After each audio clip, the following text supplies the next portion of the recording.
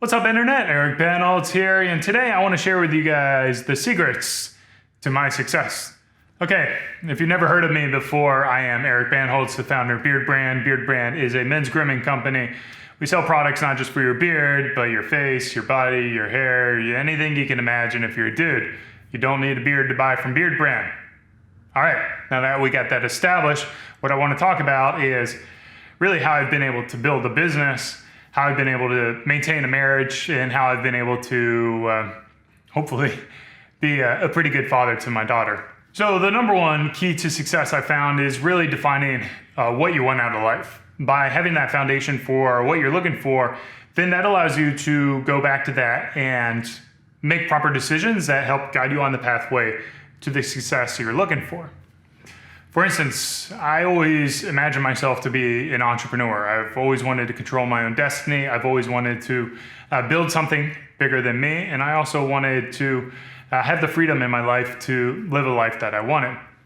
Entrepreneurship is obviously the best solution for that. It allows me to be free. It allows me to build something that can change the world. It allows me to really build a life that I want to. And probably most importantly, it allows me to build a life where I'm around the people I want to be around. Now, I want to get back to that in a little bit. So, by understanding what I wanted to do for my career, I started to start my journey career-wise on a pathway that would allow me to do that. So I spent probably about a decade of my life in sales. And sales is a really important role if you want to have any kind of success. Now, sales is a very important role. I think it teaches you so many things about business, about how people operate, and really about understanding the people you're communicating with and how you can bring value to your life. I've been trained in Sandler sales technique, which is always about the win-win situation. So how do I win as a salesperson trying to sell products? And then how does the client or customer win by buying a product or a service that will bring value to their lives? It's not about like the traditional used car salesman where it's just like about tricking people into buying things. So the method that I've been trained on is nothing like that. It's always about this will bring value to your life, and then if it doesn't bring value to your life, let's say no and part ways and go on our merry way without wasting each other's time from there. So no's are great in my world of sales. So I had a sales career for 10 years, and along that process, I always wanted to start up a business as well. And what I found was I was trying to convince my brother and my coworkers, my dad, anyone I could really talk to go and start a business. And that was one of the biggest mistakes that I made. What I should have been doing early on in my career is not trying to convince people to start a business. It would be actually to put myself around other people who are entrepreneurs, who actually start business. So that's when I started going to entrepreneurial type of networking events like Startup Weekend, Startup Spokane, Society of Libertarian Entrepreneurs, just these various clubs that were related around entrepreneurship. Now, every city has them, but of course, certain cities are going to be more predisposed to networking and startup culture. So Austin, San Francisco, I think Boston, Massachusetts is also one that has a strong startup scene. By going to those events, I was able to connect with other entrepreneurs, and that's where I met my business partners, Lindsay and Jeremy.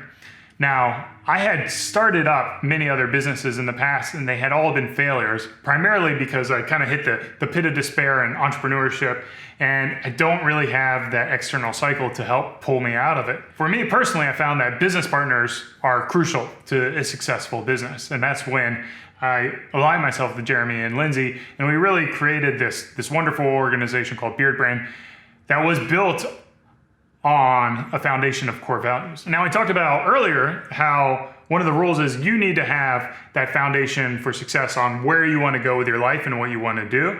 Now, your business, if you decide to be in entrepreneurship, it needs the same thing. It needs those same principles.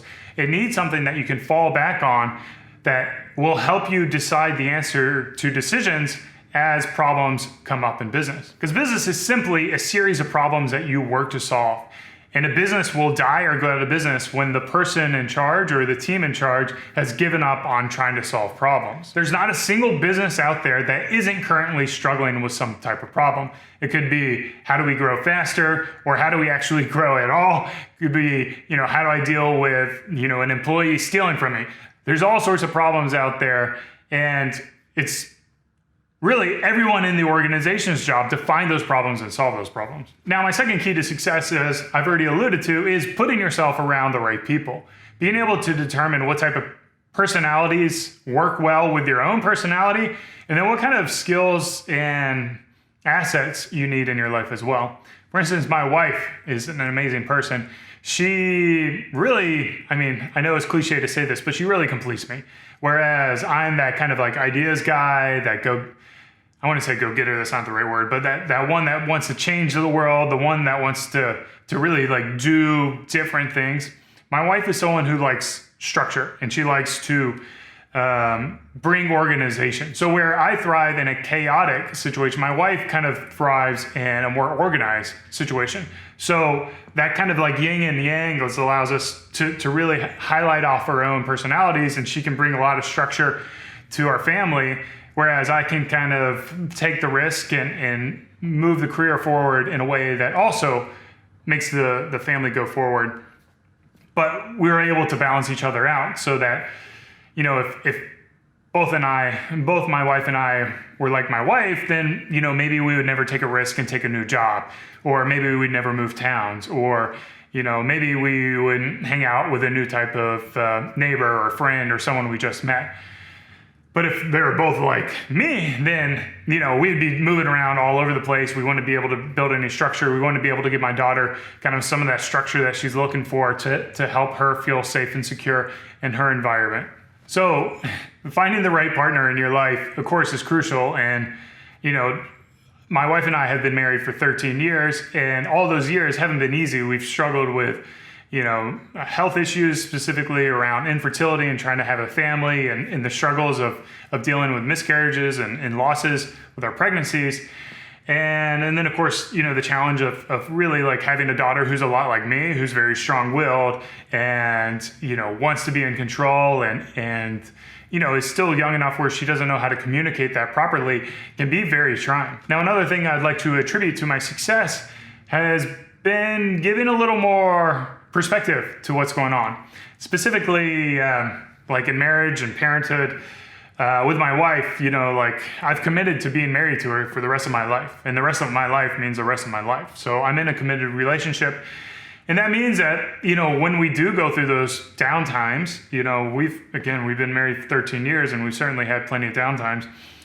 It's reminding myself that, hey, if it's a day or a week or a month or a year or even a decade of miserable, challenging times, I still have like 40 or 50 years left in our marriage that we'll be able to overcome the dark times that we have and persevere and build that relationship and that marriage that we always expected.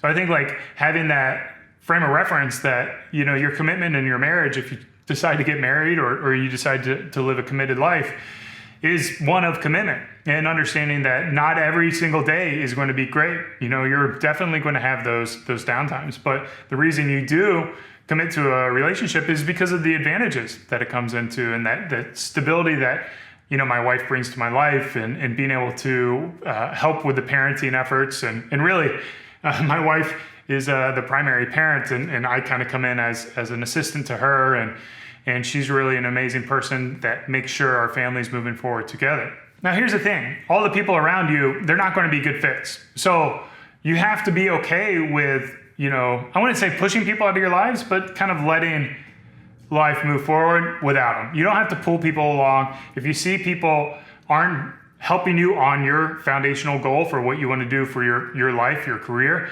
and you got to leave them. I mean, it's as simple as that. It doesn't matter if they're family. It doesn't matter if they're friends. It doesn't matter if, you know, really, even if they're wives and partners, like you have to be committed to what your foundation is. And if you've made that commitment to that foundation and you've been clear with everyone, then, you know, no big deal. The other challenge is like sometimes things change, and you've got to be able to figure out how to adapt to that change and make sure that you're moving forward. I think by being rooted with your foundation, but not really rooted with your ideas or your knowledge, like be open to new information, new knowledge, coming from a standpoint of what your kind of moral foundation is.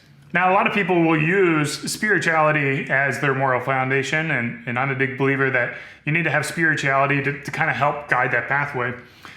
But what a lot of people don't realize is, spirituality doesn't have to necessarily come with the dogma.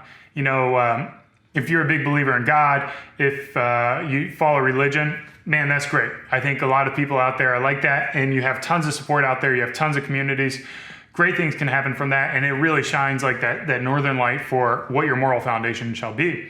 I think for me, as someone who doesn't really believe in that dogma, it was challenging for a number of my years to find out what spirituality is and how I can apply it to my life. Because the reality is you don't know everything, and you don't have the answers for everything. And, the other thing is, like, some of the answers, there is no right or wrong, so like understanding how you make those decisions when there isn't a right or wrong, there's not the clear black or white, that all comes back to your spirituality and how you're going to guide and shape your life through those pathways.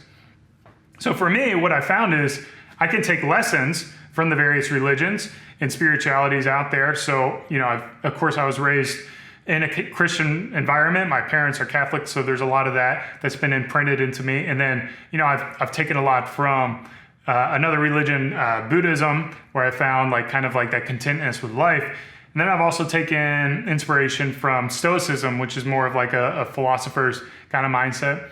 And then from a political standpoint, I kind of fall in line with a voluntarism, kind of like a free market way of living, where it's a non-aggression principle, where you be cool to other people, and as long as they're being cool to you, everyone's living in harmony.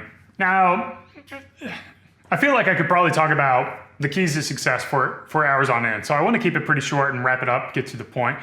The final thing I want to talk about is that drive. I don't think you're going to have that drive if you don't have that moral foundation, if you don't have that core of what you want to do. But if you have that core, you got to go at it. You got to go at it all the time. I'm really trying to build a life where I'm truly free, truly independent, and truly to me, freedom means no debt. All my things are paid off. I never have to worry about money coming in. And then debt from relationship standpoints as well. Because you can have that too, where you're in relationships that take out of you rather than bring to you. And the relationships you need to be in need to be give kind of situations, wins, where you feel energized to be around the people as well. So I've done a pretty good job in my life of really putting myself around the right people and really having that drive to build a life that I'm looking for. And it really comes with that hunger. That hunger really helps me get going and helps me project and helps me accomplish things. And success is not how much money you make, how shiny your shoes are, what kind of cars you drive, how big is your house. Those are all just ego-driven guides of success. Success only comes from internal, of what you define it. And once you understand what success is to you, then you have that pathway to finding it and getting it. And in my opinion, it's also always a moving target, because I think if you ever find you're no longer striving for things, then you're just on the pathway towards death. And I'm trying to level up until I'm 90 years old or 95 years old and on my deathbed. And that is the pinnacle of my life right there at 95. And I feel like I've really been able to bring the most value to people at that age. So let me know in the comments what you guys think the keys to success are, and are they in line with what I'm doing or not doing. As always, thanks for watching. Cheers. Keep on growing.